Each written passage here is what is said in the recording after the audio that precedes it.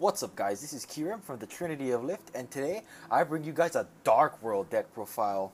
Uh, I won't I won't be telling the truth if I say this is a good deck right now. It's nowhere near in the meta, but still, it's a fairly fun deck, and it can be a pretty good deck when you go and playing Rogue.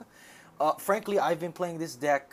I just built it real quick for this past week for our locals, and I did fairly well in the locals itself with this deck, and I was actually really surprised how well Dark World did perform. So I just decided to give you guys a pretty fun deck list today of my Dark Worlds and what I took. So yeah, let's get right into it. So first up, since we're playing Dark World, we obviously run 3 Grapha, Dragon Lord of Dark World. Standard, you have to run 3. He's your big boss monster, and frankly, he's great in this deck. He gives you your rank 8 access and all that good stuff, so you gotta run him at 3. Next up, we play 3 Snow, Unlight of Dark World. Again, you gotta play this at 3 because he's your searcher, obviously, or she, I should say. And she gets you to your gates, your Dark World dealings, and whatever you may need. So you have to run 3 just for that searching aspect. Next up, something kind of debatable, but I run 3 Brow, Huntsman of Dark World. This guy helps you dig that little bit extra with his discard effect, and frankly, he's a tour guide target. Although he does clog because, frankly, outside of his discard effect, he doesn't really do anything. I feel like I should run 3 just so when I can discard him, I can get that 1 extra dig as well as he is a tour guide target. So I don't want to end up running out of them at some point. So by having 3 Brow, I can ensure myself, I should say, that I have targets. So yeah, 3 Brow. Next up, we play 2 Beige.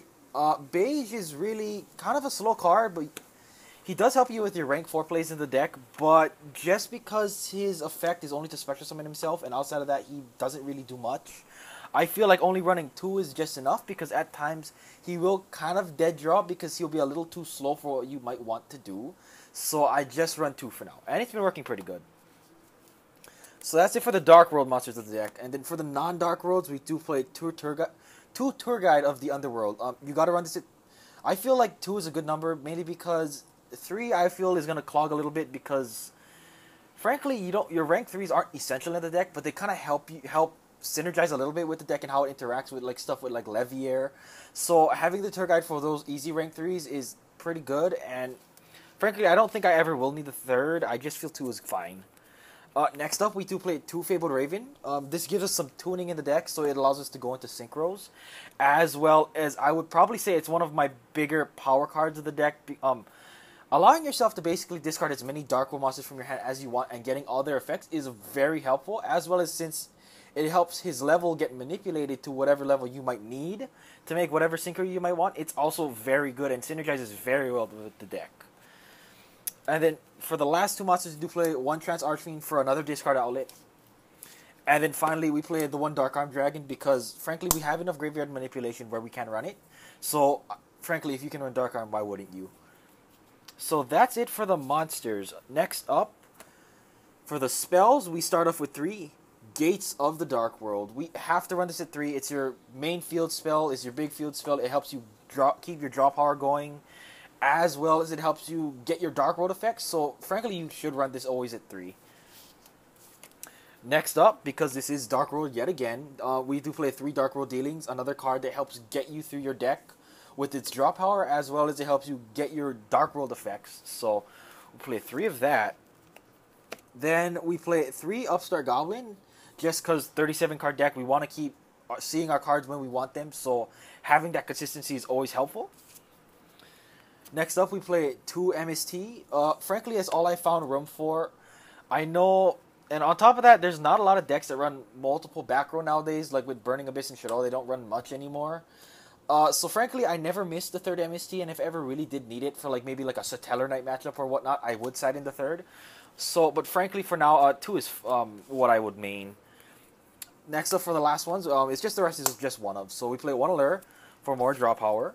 We play 1 Foolish because sometimes we don't want to see our Graphas in hand.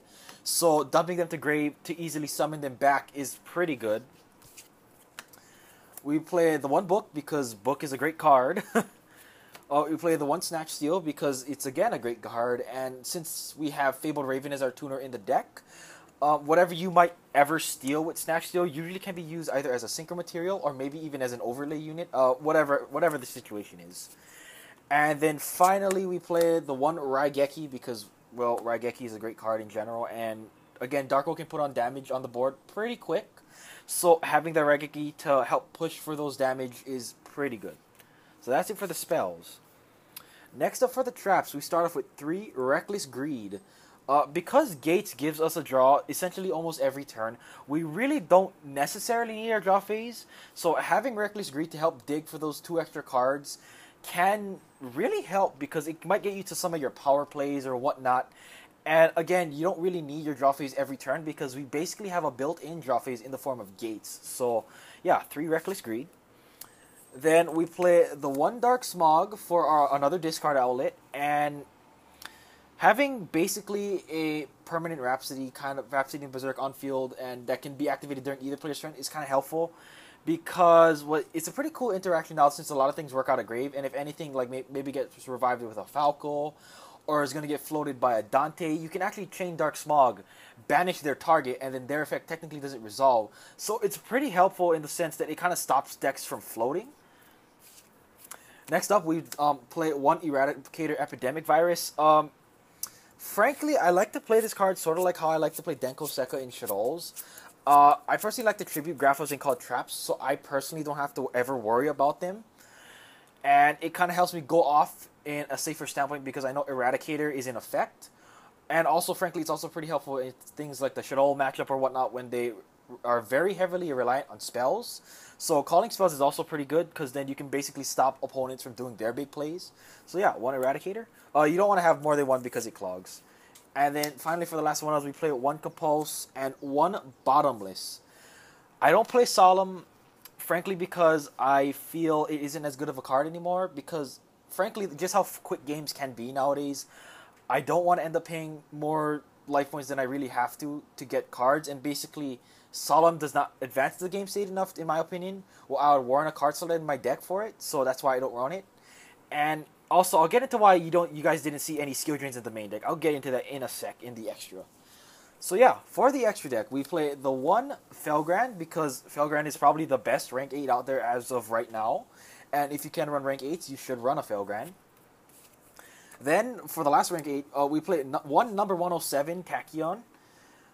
This is the reason why I don't like to play Skill Drain in the main deck. Frankly, because, like I said, how quick games can be and how I don't like to pay life points when I don't necessarily have to.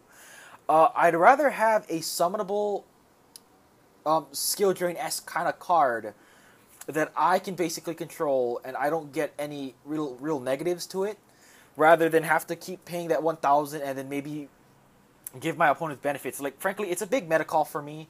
Because I don't like Cleaforts, and allowing them to basically have a free skill drink from my deck makes me it pretty much makes me lose, I will say, and it won't really help me out in that matchup. So by having a monster rather than a trap that I can control, then I can dictate if my opponent can or cannot manipulate it, rather than they can manipulate it all they want. So yeah, 1 number 107. So that's it for the rank 8s, and then for the next ones, we do play some rank 4s in the form of 1 Master Key. We play 1 E-Knight. And then we play 1 101 and then 1 Castel. Because, well, frankly, these are probably the best rank 4s in my opinion and personally my favorites. So yeah. Then for the rank 3s, we play 1 Zen mains because there will be times when we cannot really set up a good defense, so having the Zen mains for that defense is pretty good. We do play the 1 Levier because it has pretty good synergy with Gates, since Gates has to constantly banish Fiends to activate its effect. Having Levier to later get back those same Fiends to continue to progress your game state is very good. And then finally for the last rank 3, we play 1 number 47 because, frankly, you don't really need like a big beater for your rank 3s like Acid Golem, and I'd rather prefer having something like Nightmare Shark because, as you guys saw, I didn't run Cowboy, so having this as my pseudo Cowboy is still helpful and helps me still steal games. Now for the Synchros, we play 1 Star Eater because you can make this off of a Grapha and a Fabled Raven with 1 discard, so having the option to go into Star Eater is very powerful. Then the next one is Crimson Blader. Crimson Blader is pretty good, and I really chose this just primarily for the Shadow matchup, so they cannot really go into their big fusions. And frankly, it works out pretty well. You can make this off of anything, say like any like your beige and a Fabled Raven if you have 2 discard outlets. So that's basically for how you make all the level 8s. So yeah. Then we play 1 Colossal Fighter so we can constantly have board presence. At times, since Dark World don't float at all, having the Colossal Fighter as a kind of like I kind of like a wall because it can revive itself, but also just because it does revive itself and it has that big 2.8k body. It really helps keep Dark World's presence if you ever find yourself if you ever find your board nuked or whatnot.